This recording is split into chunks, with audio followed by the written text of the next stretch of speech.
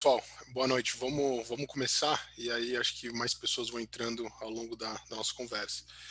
Meu nome é Felipe Nogueira, sou o presidente da CFA Society Brasil. Prazer estar falando aqui com vocês. Bem-vindos ao nosso webinar chamado Papel dos Criptoativos em um Portfólio de Investimento.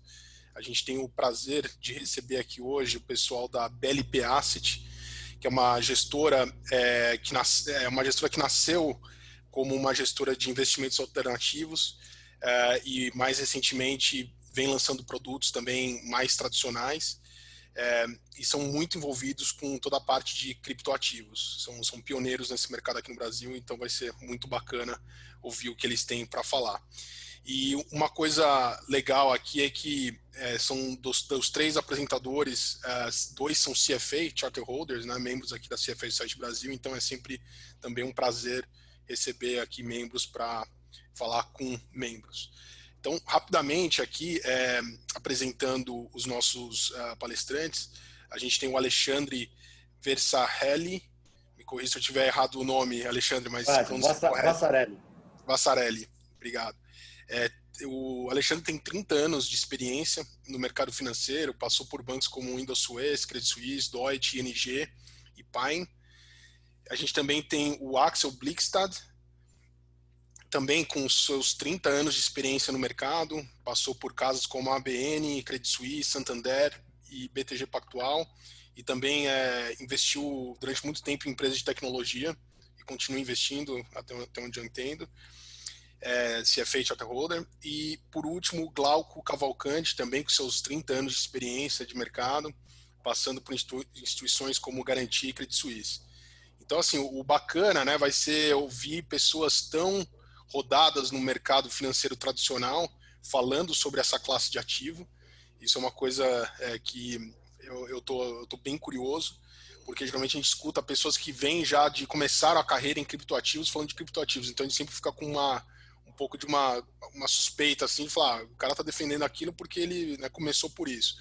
Aqui é exatamente o contrário, a gente tem pessoas que não precisariam estar envolvidas com criptoativos, poderiam estar tocando aí seus fundos mais tradicionais e escolheram, né, focar nessa classe de ativo. Então eles vão contar um pouco dessa história para a gente hoje.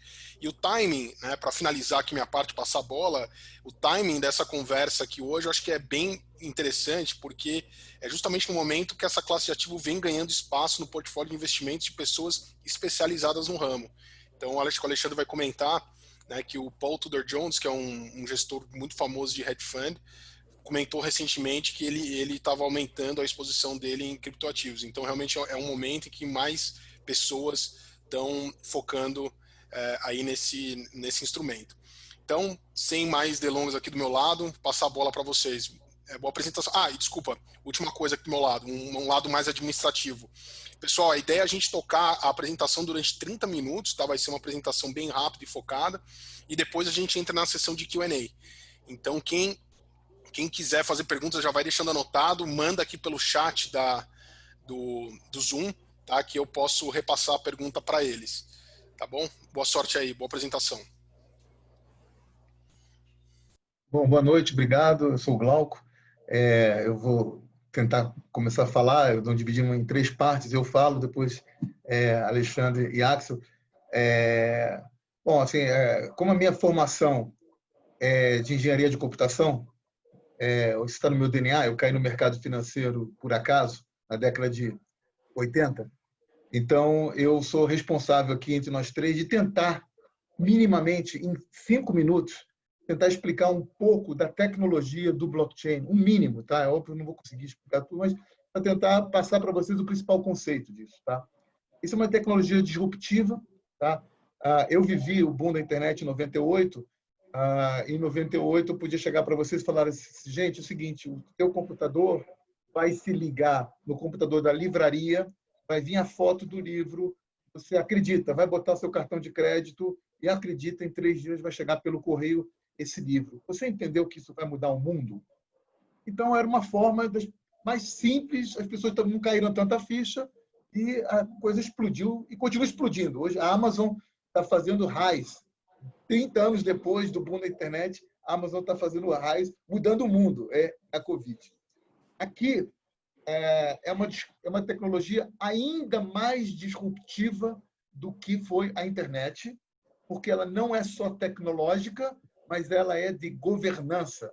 É uma tecnologia descentralizadora, de ownership, ou seja, a questão de propriedade, a questão de governança. O código é a lei. Isso está tudo dentro de uma coisa que realmente vai mudar muito o planeta. Então, o que eu estou dizendo para os investidores é o seguinte: a hora de entrar ainda é cedo, ou seja, o Bitcoin já está $10 mil, já passou. Não é verdade, absolutamente. O Bill Gates tem aquela frase que ele fala: as pessoas têm a tendência de minimizar os impactos no longo prazo e maximizar no curto prazo. Isso apenas começou e a dificuldade de entender ainda é muito grande. Tá? O que é um blockchain, senhores? O blockchain é uma estrutura de dados, é um livro, como se estivesse no cartório. Então, eu quero vender para o Felipe Nogueira o meu apartamento.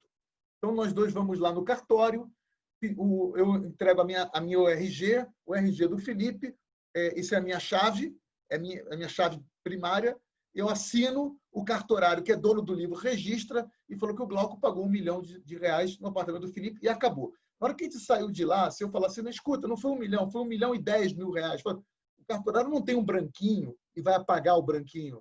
Ele faria uma averbação. Então, o blockchain ele é um livro que está no cartório e ele é imutável. E se você quiser vender de novo o seu apartamento, você não apaga, você faz uma averbação, você faz um bloco. Por isso é um blockchain. E esse livro ele está guardado onde? Esse livro não está guardado em nenhum lugar específico. Quem é dono desse livro? Ninguém é dono desse livro.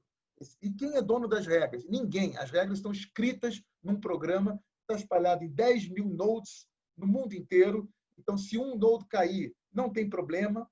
Se alguém quiser entrar para trabalhar para o livro de uma maneira colaborativa e competitiva, eles trabalham para atualizar. Então, o cartorário são os mineradores que trabalham para fazer essa averbação e são remunerados por isso.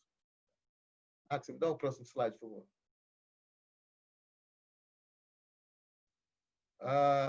Bom, estima-se hoje que essa rede de cartorários, de mineradores que escrevem o livro, na hora que você faz o livro, ele checa, espalha essa cópia no mundo inteiro e ela tem que estar íntegra, não pode ter diferença. Então, se alguém quiser falsificar, ela é impossível, porque ela não vai bater com os outros 9.999. É uma rede estimada hoje em 525 vezes maior que o Google.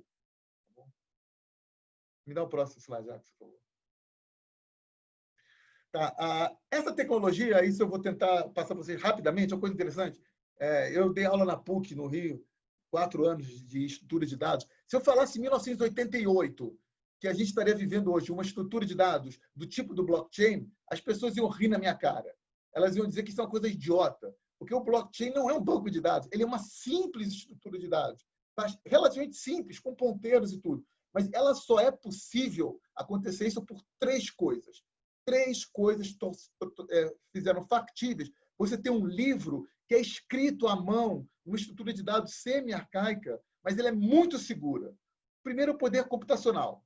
Ou seja, o poder hoje, esse meu iPhone que está aqui, ele é 3 vezes o poder computacional de um IBM 4341 que eu programei quando eu entrei para trabalhar no Garantia. Então, só um poder computacional muito grande faz com que você possa fazer registros repetitivos num tempo absurdo. Esse é o número 1. Número 2, Axel, por favor. É o open source. Tá? O que é o open source? Às vezes tem uma familiaridade com o programa-fonte. É o programa-fonte. Ou seja, o programa-fonte que está rodando nesses nodes, ele é público. É como um Linux. Ou seja, qualquer um pode ler as 90 mil linhas do programa do Bitcoin ou de alguma outra cripto. Ou seja, se alguém encontrar ali dentro que tem um if, then, else, loop, envie 10 mil bitcoins para o Glauco, se tiver escrito aquilo ali, alguém já viu. Ou seja, então, os melhores programadores do mundo estão à disposição. A mesma ideia do Linux. Programa fonte aberto. De olhar, ver se quiser colaborar para aquilo melhorar e fiscalizar. Isso é mais importante. Então, poder computacional, open source e, por último, que é o tema do nosso livro, né? É a criptografia. Né? Como é que isso é possível, gente? Se o livro está espalhado no mundo inteiro, todo mundo, qualquer um tem acesso. Se eu faço uma transferência de um Bitcoin para outro, eu posso ver de graça as carteiras se movimentando. Qualquer um vê tudo que está acontecendo no blockchain. É claro que você não sabe de quem é aquela carteira. É como um e-mail. A chave primária é um e-mail. XYZ. José XYZ. Eu não sei quem é o dono, mas eu sei se ele vai movimentar. Como é que você tem segurança? A segurança é a criptografia. Tá? Esse é o terceiro pilar. Poder computacional, open source e a criptografia. A criptografia não é uma invenção nova. Ela foi inventada pela IBM na década de 60.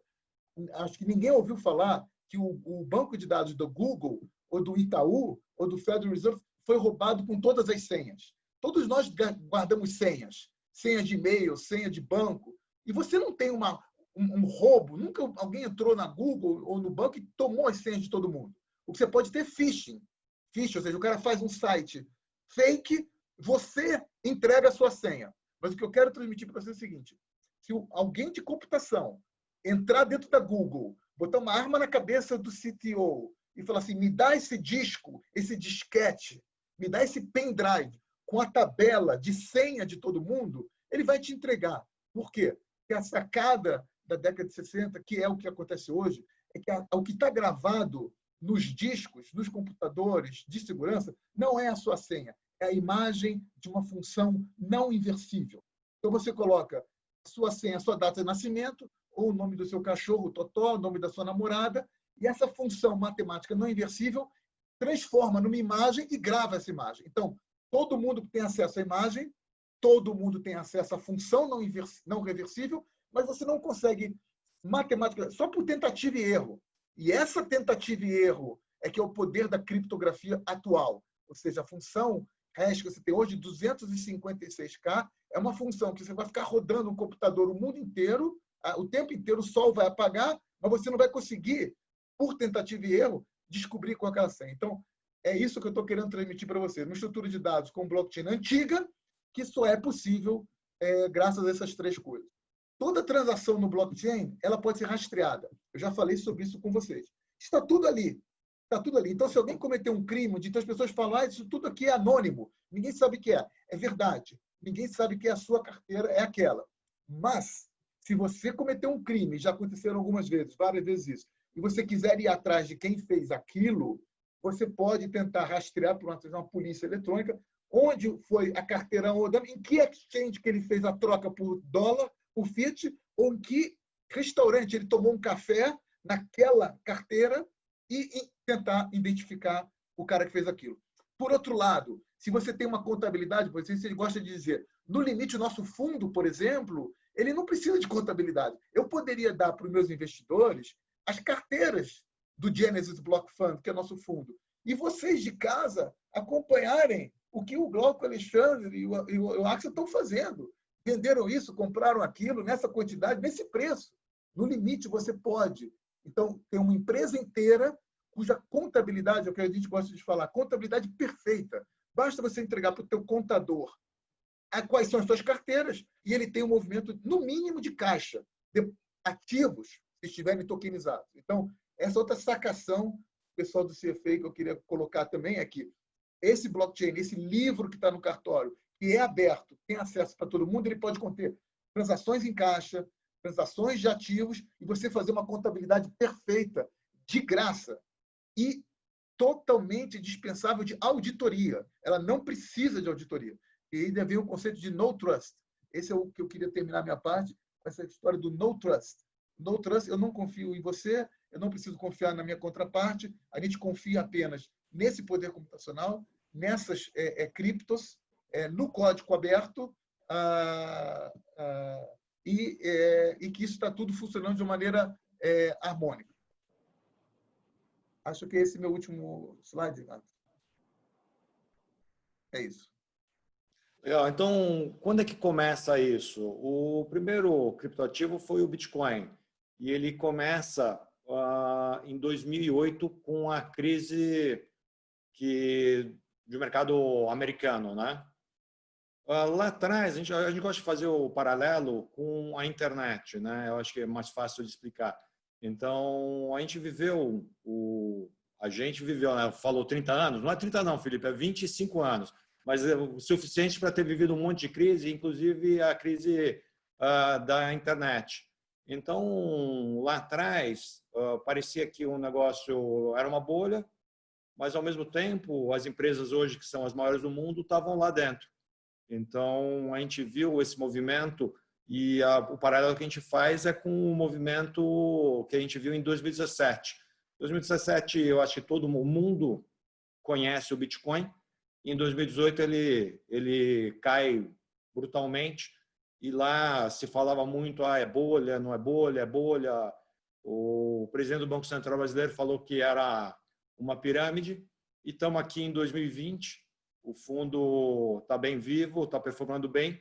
E eu acho que viramos essa página. Então, muito importante passar por esses arroubos e quedas, porque a história desse ativo é muito essa. É um ativo de extrema volatilidade, onde existem anos que ele sobe muito e alguns meses que ele cai bastante. Então, uma coisa que a gente fala desde 2017, né? A gente resolve fazer esse fundo em meados de 2017, a gente fala, olha, é um ativo de muita volatilidade, mas o que a gente vê é que ele sobe muito mais do que cai.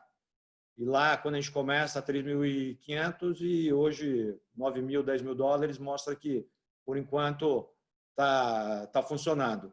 Então, lá, esse tal do Satoshi Nakamoto, que ninguém sabe se é uma pessoa, se são um grupo de pessoas, ele lança num fórum de criptógrafos o protocolo que é o Bitcoin, que é o que o Glauco falou, 90 mil linhas, não é um programa muito grande. Tem uma ideia, o Windows é coisa de 2 milhões de linhas de código. Então, esse protocolo, qual que é a diferença dele? Ele junta os conceitos, é a primeira vez que junta os conceitos que o Glauco falou. Então, é o tal do blockchain, é o tal da descentralização, e com uma diferença muito importante, que a remuneração para você trabalhar para o protocolo, ela é paga em Bitcoin. Então, olha que coisa diferente. O próprio protocolo, ou seja, o próprio programa de computador, gera a remuneração. E é esse que foi o ovo de pé, né? Então, muita gente, a gente ouve assim, eu gosto de blockchain, mas não gosto de cripto. É falar que gosta de Ferrari, mas não gosta de botar gasolina. Uma coisa não funciona sem a outra. Porque as pessoas que trabalham, então assim, você só consegue fazer essa convergência de pessoas e de interesses porque eles são remunerados para trabalhar direito. Então, como é que funciona na prática? Toda vez que um bloco é formado, os mineradores recebem bitcoins. E esse foi o ovo de pé, né? Então, o que acontece? Em 2017 tem uma explosão de novos protocolos e hoje em dia deve ter coisa de 4.000 protocolos, porque eles usam essa tecnologia do blockchain para outras funções de utilidades. Então, uma coisa que é difícil da gente explicar ainda, porque ainda é muito incipiente, a função utilidade de moeda é uma, e ela é muito importante, que é o tal do Money over Internet Protocol. O Bitcoin, o Litecoin, o Bitcoin Cash, o Bitcoin SV e uma gama grande de ativos são as criptomoedas. Elas servem para meios de pagamento. E são muito diferentes dos nossos meios de pagamento por vários motivos. Um dos motivos é o seguinte, a gente está acostumado com dinheiro de que forma? O dinheiro na carteira e o dinheiro no banco. O dinheiro no banco é uma representação digital. Né? Quando a gente faz o TED, a gente não vê as notas, mas é uma representação digital. É um ledger que o banco tem e que você faz a transferência. O Bitcoin, os criptoativos, é muito diferente, porque este ledger é descentralizado e fica rodando no mundo inteiro. E é muito diferente porque a própria moeda é um meio de pagamento. Olha que coisa olha o que eu estou falando. O dólar é uma moeda. Quando você faz uma transferência, você usa o SWIFT, que é o meio de pagamento. Um cartão de crédito é um meio de pagamento. Ele não é uma moeda. Você paga em moedas e ele processa. O Bitcoin não. O meio de pagamento e a moeda são a mesma coisa. Então, é um registro que ele é processado no meio de pagamento, que é essa rede. Então, quando a gente fala que ele é censorship resistant, é muito importante pensar nisso. Então, eu vou dar um exemplo que eu acho que isso para um CFA é relevante. O real é uma moeda não conversível. Você não consegue negociar o real em mercado internacional. O dólar, a libra, o ien são moedas conversíveis. Você consegue fazer uma transação de uma moeda para outra sem ter que o Banco Central carimbar. Só que nem o dólar você consegue fazer uma transação de dólar sem passar pelo SWIFT. Então, um caso que a gente viu clássico, quando os Estados Unidos resolve brecar as contas dos russos ou quando ele resolve brecar as contas dos iranianos, ele pode fazer isso, porque ele manda no SWIFT, né? Então, o governo americano tem um claim em cima do SWIFT. Em cripto não tem esse negócio.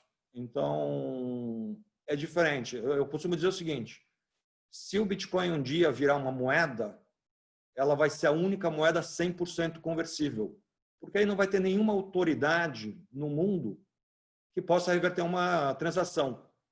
E isso, para uma grande quantidade de pessoas, é importante. A gente entende que não é para todo mundo.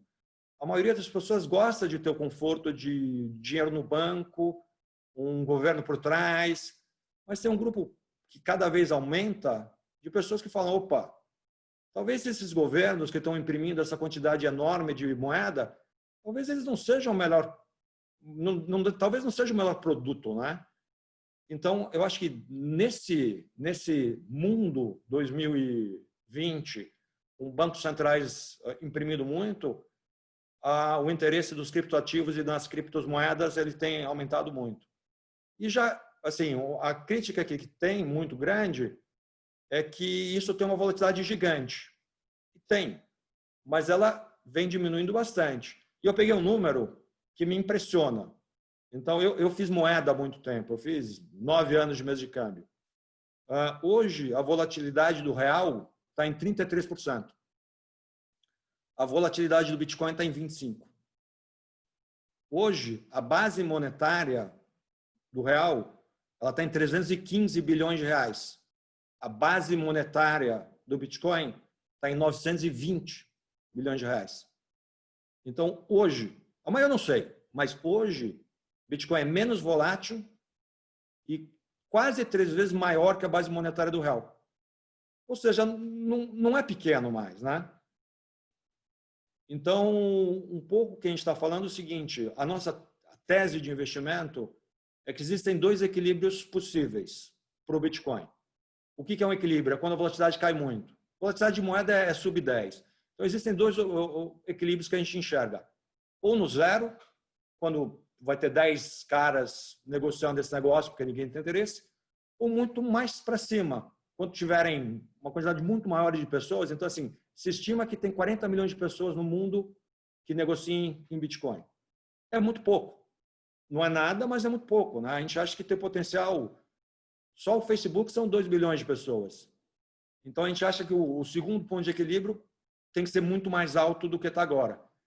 E o que é mais relevante para um investimento de longo prazo e para a nossa tese de investimento é o seguinte. Lembra que eu falei que o Bitcoin começa lá, depois da crise financeira, 2009? Temos 11 anos de Bitcoin. Em 10 dos 11 anos, a mínima foi ascendente. Então, esse gráfico mostra bem. Tira todo o ruído.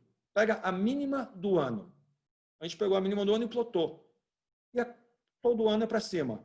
Então, 2020 não acabou, mas agora está sendo negociado a 9.300 e a mínima foi 4.100. Então, está com cara que estamos indo para o 11º. Um pouco desse mundo é que, quando eu falei, tem 4.000 ativos, é muito difícil escolher, né? Então, qual que é o papel de um gestor? Porque para comprar Bitcoin, vai lá, mercado Bitcoin, compra, bota na carteira, vai ser feliz, vai ser nosso amigo, não tem problema nenhum. A nossa proposta é um pouco, a gente acha que é mais do que só Bitcoin, né? A gente acha que tem mais outras utilidades que vão ser cobertas por criptoativos. Então, como você escolhe? Hoje em dia você fala assim, Google é o vencedor.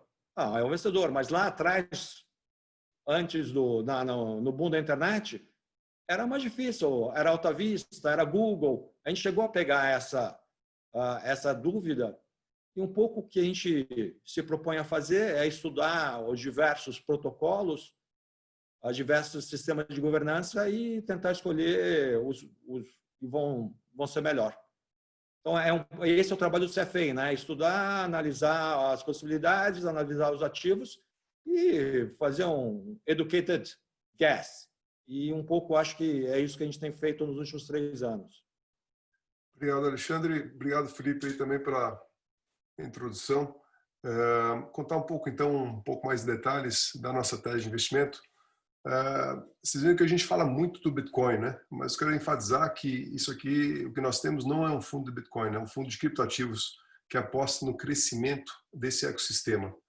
E a gente faz muito paralelos com a internet, como o próprio Alexandre falou, né? Comparamos lá o que era a internet lá atrás, o que ela viu a ser o que ela é hoje, né? Ninguém imaginava essa grande transformação do que ela foi lá atrás e do que ela é hoje.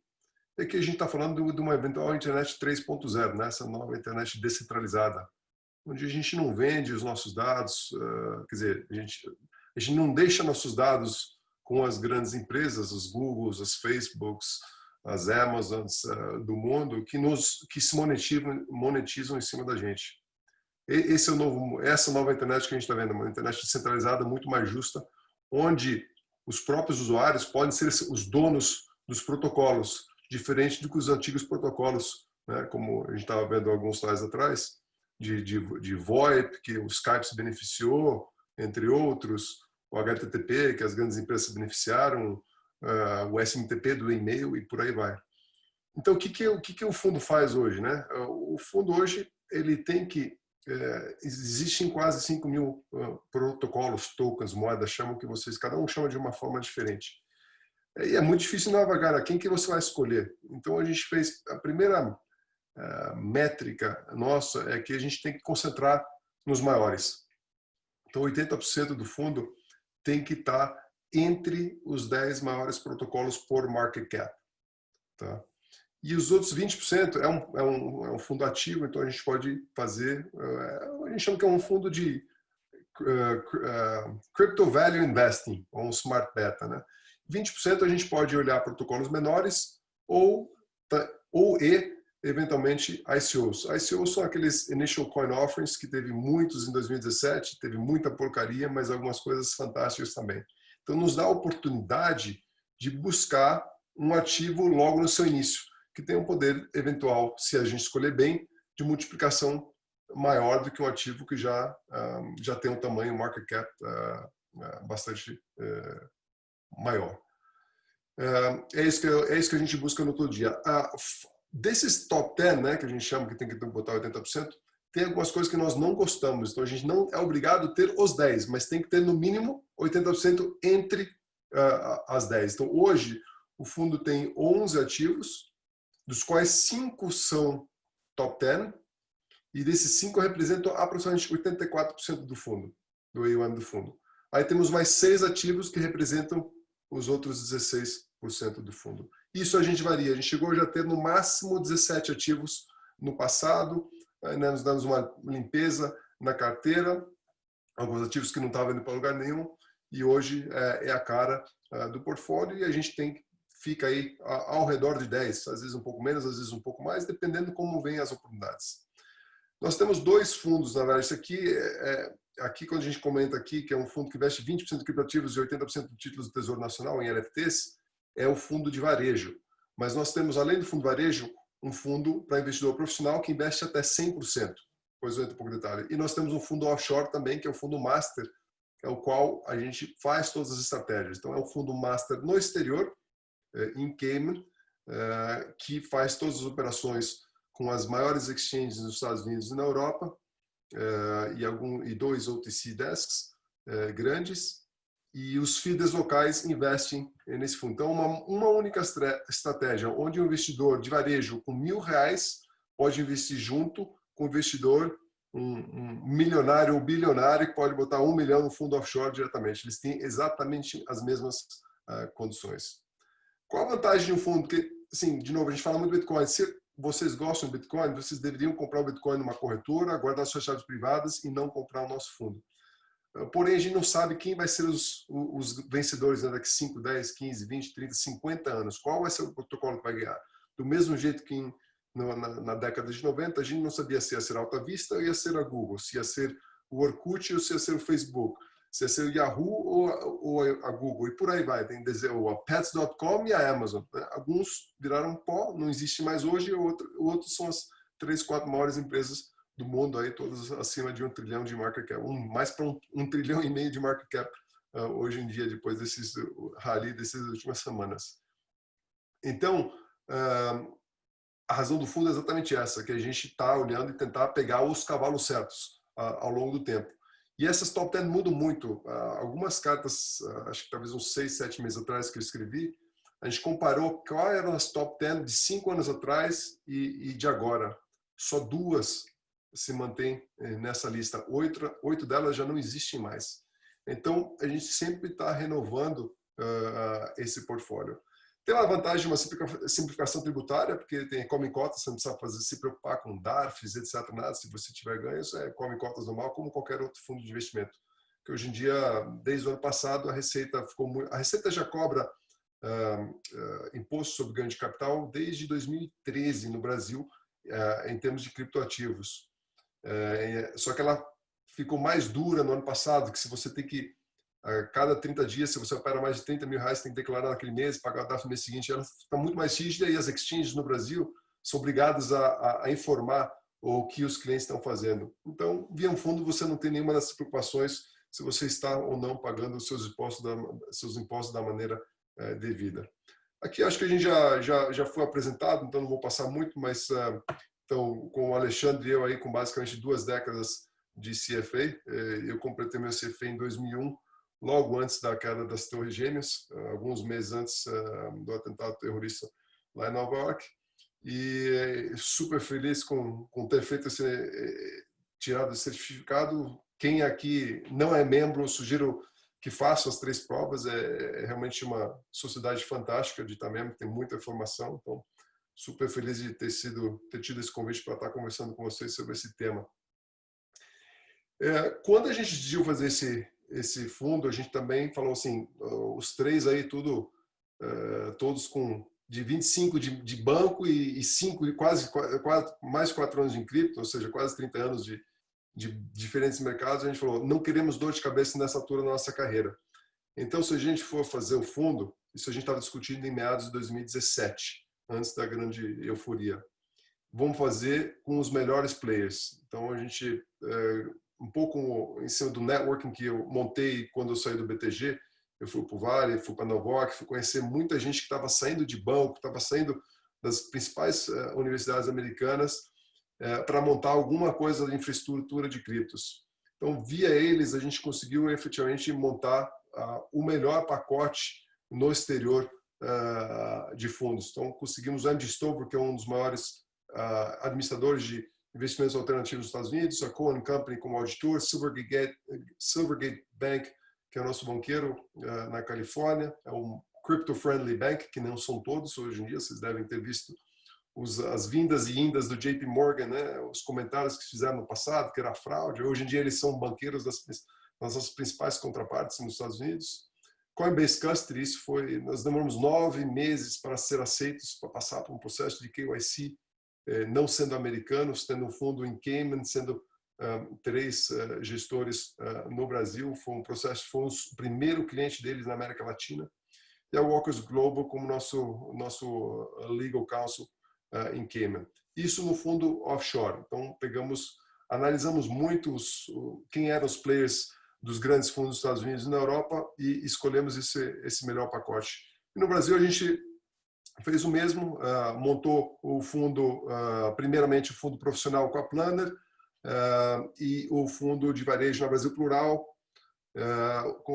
tínhamos consultado Pinheiro Neto e Freitas Leite, não fomos com Freitas Leite, que foi muito mais conservador, e hoje estamos com fundo de varejo em 6 diferentes plataformas: Genial, Orma, Daicoval, Necton, Azimuth, RB Investimentos e alguns mais muito em breve. Aqui um pouco dos detalhes dos 3 fundos. Então, no lado direito, vocês, como eu já falei, é o fundo offshore, é o Master, é o Genesis Block Fund. Esse tem os investidores podem entrar via o fundo offshore diretamente ou via os feeders locais. O investimento mínimo do fundo offshore são $100 mil. Os 3 fundos têm entrada e saída mensal, sempre no último dia útil do mês. A gente pensou muito sobre isso, a gente analisou muito como era a indústria de fundos de criptos nos Estados Unidos.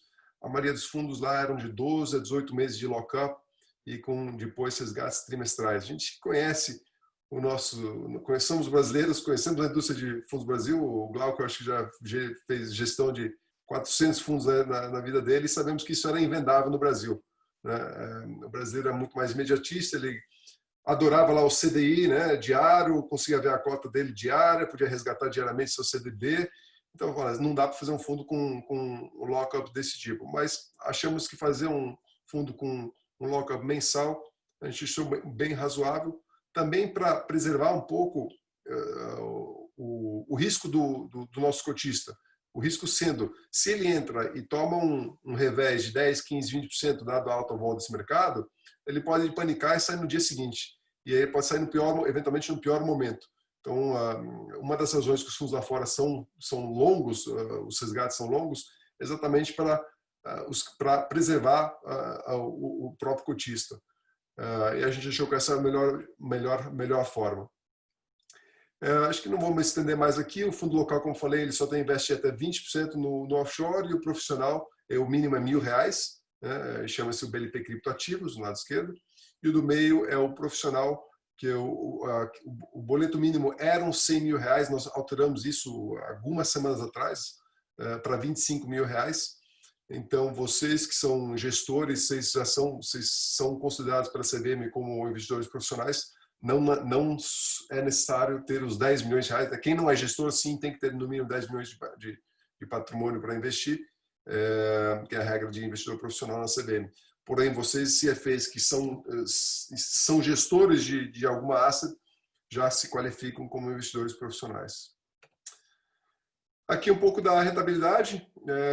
Então, nós lançamos num momento muito difícil, né? Na verdade, a gente demorou, para montar o fundo foi muito mais difícil do que a gente antecipava, demorou 6 meses, tudo era um parto, né? Conseguir um banqueiro era um parto, conseguir um administrador era um parto, um auditor, tudo era um parto. Então, ao longo do segundo semestre de 2017, a gente montou a estrutura melhor possível. E aí, o que a gente fez? Aí, naquela época, né, o Bitcoin tinha dado aquele rally absurdo, tinha ido 1.000 no início do ano, no meio do ano era 4.000 quando a gente começou as conversas, e terminou batendo 20 mil e finalizando ao redor dos 14.500. Aí a gente falou, bem, vamos lançar, a gente já tinha gastado muito dinheiro com um advogado, vamos lançar e vamos criar nossa história, vamos montar nosso track record. E é isso que nós fizemos. E pegamos o Crypto Winter Full no primeiro ano, que foi obviamente, nunca é bacana se lançar o fundo e tomar cotas negativas, mas o que era importante era a gente criar nossa história e outperformar o nosso benchmark, né? O nosso benchmark naquela época não existia um benchmark, a gente fazia um benchmark proprietário por market weighted as top 10. Mas no meio do 2018, a Bloomberg, junto com a Galaxy Digital, que é o Merchant Bank do Mike Novogratz, sócio da Fortress, que montou um Merchant Bank de cripto, lançou o Merchant Bank dele e, junto com a Bloomberg, fizeram o BGCI, Bloomberg Galaxy Crypto Index. Fizemos depois, fizemos para trás esse índice e temos performado ele desde o inception. No bear market de 2018 e no bull market, mini bull market de 2019, né? O índice subiu 7, a gente subiu 30 e pouquinho. E 2020, idem, de novo, estamos conseguindo performar. E como que a gente performa? Assim, a gente simplesmente fica over ou underweight os diferentes moedas que estão no índice. O índice hoje tem 6 moedas, né? Algumas a gente não gosta, a gente não tem. outras a gente é muito overweight. E fora isso, a gente está buscando sempre ativos novos. Isso tem funcionado bastante bem, vide as rentabilidades e vis-a-vis o benchmark. É um benchmark de comparação, tá? De comparativo, não de performance. Obviamente, em reais, né? Graças ao nosso real, a desvalorização do nosso real, nunca torcemos por isso, mas isso foi um benefício adicional, especificamente em 2020. Né? Então, o fundo local subindo aí 80 e poucos % no ano. Então, o que a gente aqui, nossa aposta um pouco é que está nascendo uma nova classe de ativo. Né? Olha o tamanho das grandes classes de ativos que vocês analisam todo dia, né? Sejam bonds, dívida, sejam real estate, sejam ações, etc. E aqui você vê uma bolinha minúscula, né? Que são a soma de todos os criptoativos ao redor de 260 bi de dólar. Ou seja, não é absolutamente nada ainda. Nossa aposta é que isso algum dia vai ser alguma coisa muito maior do que é. Eventualmente, vai ser 50% do market cap do ouro, vai ser 5% da base monetária M0 e M1, o que for, se for qualquer uma dessas coisas, a gente está falando de uma multiplicação de várias ordens de grandeza. Essa é a nossa aposta. Acho que estamos vendo alguns players muito grandes, relevantes e renomeados no mercado, né? O Alexandre comentou, acho que do Paul Tudor Jones, que há um mês e meio atrás fez uma carta de 10 páginas explicando por que esse macro cenário ele fez uma aposta de um pouco menos de 2% especificamente no Bitcoin, achando que vai ser o cavalo mais rápido, né? Mais do que o ouro. O ouro está novamente, bateu hoje all-time highs também. Mas vimos outros fundos como a Renaissance, né? Eu acho que o principal, se vocês não leram, tem que ler o livro do Jim Simons, do Medallion Fund, né? Um fundo que gera 60% de retorno líquido nas últimas 2 décadas, praticamente. Ele começou a operar esse ecossistema. Não pode ser long, pode ser short, pode ser dos dois lados, mas só ter esses nomes entrando já é uma boa notícia, né? Ter players como Fidelity entrando, oferecendo custódia, JP Morgan agora sendo banqueiro das grandes exchanges, a New York Stock Exchange com a Bakkt operando o futuro deliverable na maior bolsa do mundo, né? As coisas parecem que estão encaminhando e o mercado ainda é muito pequeno. Então, essa aqui é a nossa aposta do crescimento desse ativo. Aqui outra vantagem dele, a correlação é relativamente baixa com outros ativos. Ela foi muito mais baixa pré-Covid, tá? Ela aumentou bastante, principalmente S&P. Infelizmente, ele aumentou nesses últimos meses. Isso aqui é 12-month rolling, daily 12-month rolling. Porém, ela, em geral, ela é bastante baixa com outras classes de ativo. Sempre ela foi relativamente mais alta com ouro, né? 0,35. Apesar que ações, eu falei que agora subiu bem. Mas, em geral, ela é mais considerada como um safe haven, né? Muita gente chama. O Bitcoin é até conhecido como o ouro digital, o ouro 2.0. Né? Então, isso, para portfólio, vai melhorar qualquer Sharp. Você pode botar 1%, 2% em cripto, vai melhorar seu Sharp grotescamente. Então, é uma das vantagens de ter um pouco dessa classe de ativo no portfólio de qualquer pessoa física, fundo ou que seja. Então, aqui a gente diz que, quer dizer, é um baixo risco patrimonial, porque você está alocando um percentual muito pequeno dos seus ativos. Né? A gente lá atrás falava 1% a 2%, hoje eu estou muito mais confortável em falar que pode ser talvez de 2% a 4%, 5%, eventualmente, dado que a vol caiu, como o Alexandre mesmo falou, e dado que a infraestrutura assim, melhorou 10.000% do que ela há 4 anos atrás. Então, acho que é um mundo que acho que não tem volta, vai ter vol ainda, obviamente, mas o upside também acaba sendo bem interessante. É isso aqui do meu lado, vamos abrir para o Q&A. Obrigado pelo tempo de vocês. Vou deixar o contato de vocês, nossos aqui, para quem quiser, mas depois eu tiro aqui para... Legal, vamos para as perguntas então. Obrigado pela apresentação, Glauco, Alexandre e Axel. A primeira pergunta aqui é do Gustavo Moreira. Né? Ele quer entender qual que é o papel do criptoativo na economia, né? E a tese dele é que ele precisa entender qual que é a necessidade que a criptomoeda atende na economia real, porque se ela não tiver um propósito, né, ela estaria fadada a morrer eventualmente. Então, por que esse é um ativo que veio para ficar e não simplesmente um ativo especulativo que eventualmente vai deixar de existir? Posso Sim, começar? Quer você, Alexandre? não, a questão da moeda, então, eu falei lá atrás, o Bitcoin, para mim, claramente é uma moeda. E não é porque eu acho, o Damodaran, que a gente estudou, ele fala que é moeda. Não tem fluxo de caixa, e o que é moeda? Moeda é oferta e demanda. O que é diferente no Bitcoin? Oferta inelástica. Então, tem duas coisas que são únicas. A primeira é inflação conhecida e decrescente. Ou seja, o protocolo tem a emissão até 2140, mas hoje já foi emitido, acho que 75%, 80%. Né? No máximo vão ter 21 milhões de bitcoins e o Bitcoin hoje tem 18 milhões e meio. Então, se você conhece, assim, sem sabe quanto vai ser a emissão, dá para fazer conta de oferta. E inelástica, o que quer dizer inelástica? Tanto faz o preço, não vai emitir mais. É diferente do resto. Então, por que o Fed emitiu 5 trilhões? Tinha demanda. Como é que a crise começa? A crise começa porque o mercado de euro-dólar fica seco e tem problema de liquidez. E aí o Fed tem que emitir. E por que tem o problema de liquidez? Porque, por algum motivo, os agentes começaram a ficar nervosos e o mundo, quando está nervoso, ele vai para o dólar.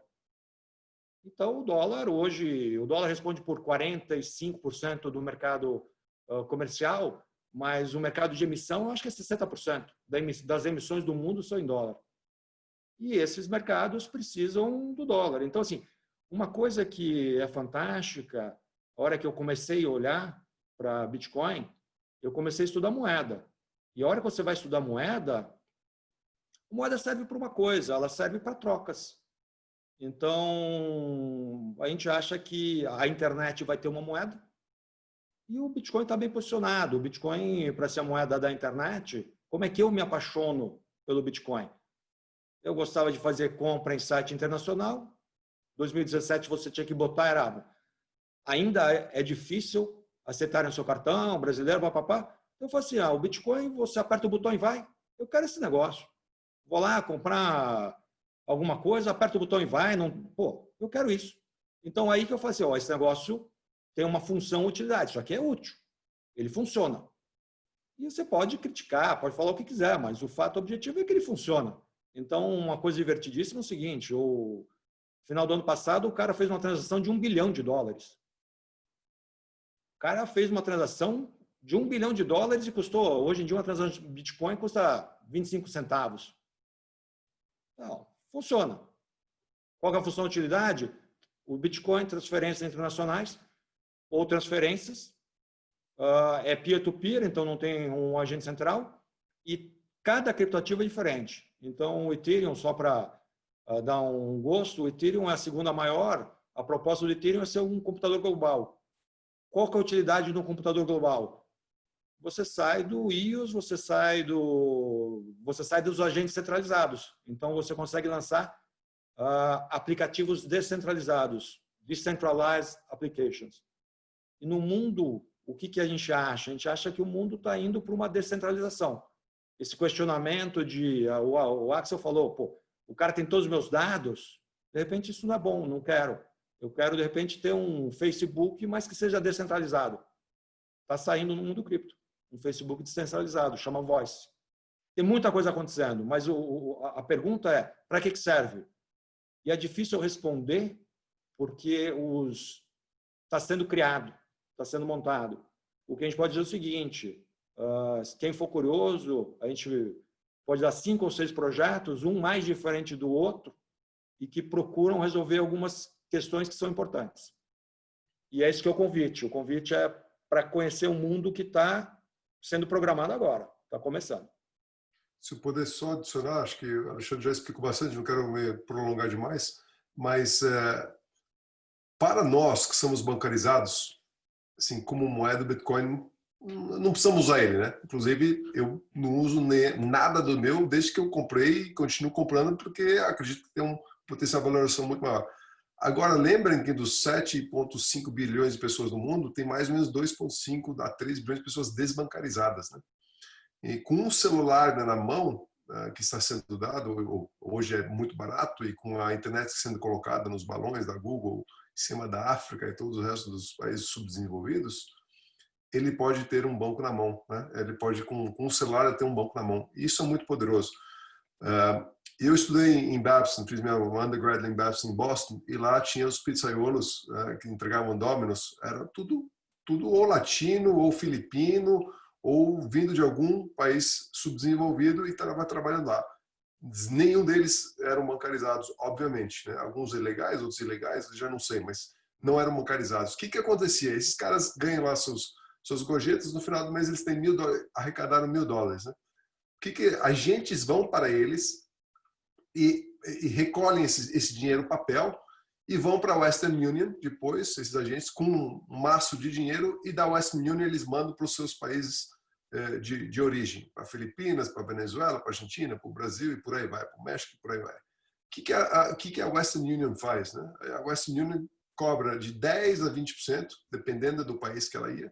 Demorava de 1 a 2 semanas para fazer essa remessa e deixava um caminhão de dinheiro na mesa. Então, esses $1.000 para chegar para os filhos, para a família que necessitava, chegava a 800 a 900 no final do negócio e demorava um tempão. Uma das minhas investidas fazia o seguinte: ela ia para esses agentes, só que fazia isso tudo com Bitcoin.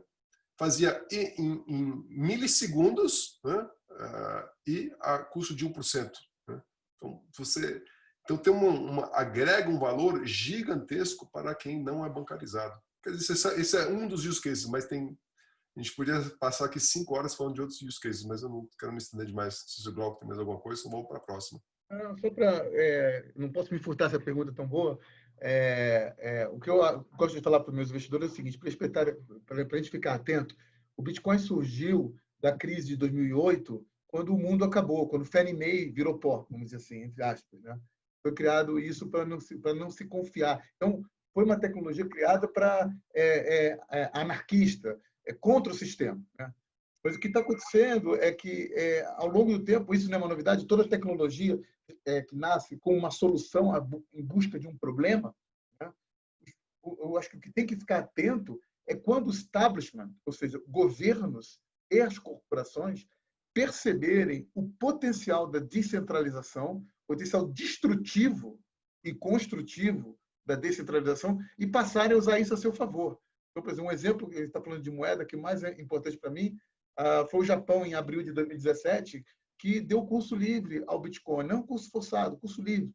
O Japão parou e olhou o seguinte: escuta, eu devo 200% do PIB, minha população não cresce, estou praticando juros reais negativos há 20 anos e vou começar a praticar juros reais nominais, juros nominais negativos. E a economia, vocês querem andar com a economia, fazer negócios, reserva de valor, princípio de contagem, com uma moeda que não é meu passivo. Eu não devo nada a ninguém. Eu não controlo, eu não tenho nenhuma responsabilidade sobre isso. Tá? E também não é controlado pelos meus amigos dos Estados Unidos ou pelos meus inimigos da China. Então é o seguinte: vamos testar. No mundo que a política monetária está em infinito questionamento, e agora, 4 meses atrás, o que aconteceu, taxa de reais de juros absurdo no Brasil, nós estamos fazendo 2%, isso já é negativo. Então, assim, percebeu-se que realmente o poder, você ter uma moeda, pelo menos um pouco de uma moeda na base monetária internacional, no trust, sem passivo, pode ser muito útil. E do lado corporativo também. Do lado corporativo, eu posso botar numa cadeia de fornecedores e clientes, sem você entrar no meu SAP e sem eu entrar no seu Oracle, sem precisar fazer XMS com isso de comunicação, a gente tem um blockchain no meio, onde a gente possa negociar contratos e pagar a custo muito baixo e com segurança absoluta em delivery versus payment. Então, o lado corporativo também já percebeu o poder disso. Legal. Estamos chegando aqui próximo do final, já quase 7h30 agora, mas deixa eu emendar duas perguntas em uma e aí a gente finaliza. Então, o Danilo pergunta aqui sobre o benchmark. Acho que vocês acabaram comentando bastante isso na apresentação, mas se vocês quiserem complementar alguma coisa, e também como vocês medem a performance ativa dos fundos. E a segunda pergunta do Harrison Gonçalves, ele pergunta um pouco sobre como que vocês tomam decisões e quais são as variáveis que impactam no valuation de uma moeda. Vocês comentaram que 20% do portfólio vai ali para os ICOs. Como é que vocês escolhem em quais ativos investir? Quais são os parâmetros, as variáveis que vocês olham? Tá, vamos lá. Sobre benchmarks aí, então nós usamos para comparação o BGCI, né, o Bloomberg Galaxy Crypto Index, porém é um hedge fund normal, 2,20 lá fora, sobre LIBOR, cobrado semestralmente high water mark. Os fundos em reais, a gente tem duas cotas lá fora, duas séries, A e B. A, quem entra lá fora diretamente, a B para os feeders locais, que ela é isenta de FII no exterior e tem o FII cobrado no feeder local no Brasil. O de varejo é 1,5% de ADM com 20% com CDI e o profissional 2% de ADM e 20% com CCD ou CDI. Tá? A respeito de como a gente escolhe, o que é bacana do blockchain é que tudo é público, né? Então a gente pode monitorar absolutamente tudo que está acontecendo, né? Quem está comprando, quem está vendendo, aumento de wallets de algum protocolo, o saldo do token em algum wallet aumentando ou caindo. São mas dezenas de métricas que a gente observa dos principais protocolos para ver se está tendo aderência e se vai ter eventualmente um network effect de um poder de valorização grande daquele protocolo. Então, o que a gente fica olhando são basicamente dados diariamente, observando muito que as melhorias nos protocolos, toda hora tem propostas de melhorias, então o Bitcoin fez várias melhorias nos últimos 2 anos, né? Não vou me estender aqui, mas teve Segwit, que é para não aumentar o tamanho do bloco, mas você tirar a assinatura do bloco para poder caber mais transações por segundo a cada bloco, que acontece 10 minutos. Tem Lightning Network, que é uma segunda camada, ele fora do blockchain, é uma camada à parte, que você pode ter 1 milhão de transações por segundo a custo zero, ou seja, a gente está sempre observando as melhorias de cada protocolo e se está tendo desenvolvimento nos protocolos, porque nada é estático, né? O que é importante é que as regras também não podem ser mudadas no meio do caminho, né? Elas têm que ser propostas aderidas por 95% ou mais da comunidade. Então, muito falar, então é fácil de mudar o limite de 21 milhões de bitcoins. Não, isso é impossível de mudar, nunca vai mudar. Mas dá para fazer se a comunidade acredita e vota a favor com a grande maioria de 95%, melhorias acabam acontecendo. Ethereum, por exemplo, agora que é o segundo maior, está mudando de Proof of Work para Proof of Stake. É o ETH 2.0. Isso é uma grande melhoria, onde vai aumentar o throughput dele. Então, é observando tudo que acontece no dia a dia dos grandes protocolos. A gente tem um comitê de investimento toda segunda-feira, onde a gente debate tudo o que está acontecendo para tomar a decisão. Vamos aumentar, vamos diminuir, vamos zerar esse cara aqui, vamos comprar um cara novo. E quando é um ICO, o trabalho é muito maior ainda, porque aí você tem que analisar, fazer muito due diligence no time, né? A gente tem um ICO hoje, a gente analisou centenas. Nós temos um ICO, uma história muito bacana, chamado Keep. Ele está entrando agora em mainnet, entrou em mainnet agora recentemente. Ele multiplicou umas 500% esse último mês que ele entrou na rede. A gente tem ele desde uma rodada privada que entramos há 2 anos atrás, com um pouco mais de 1% do fundo. Junto com os maiores fundos de cripto do ecossistema, o Andreessen Horowitz, Polychain Capital, o fundo da Paradigm, onde entraram os endowment funds americanos nesse ecossistema e por aí vai. Então, lá era uma pessoa que eu conhecia lá de trás, que eu ajudei muito no início dele, eles precisavam de dinheiro, e aí ele nos deu a oportunidade de entrar junto com esses grandes players com um pedacinho pequeno do fundo. Ele tem um projeto muito grande que ele quer você poder usar blockchains públicos, mas colocar informações privadas dentro desse blockchain.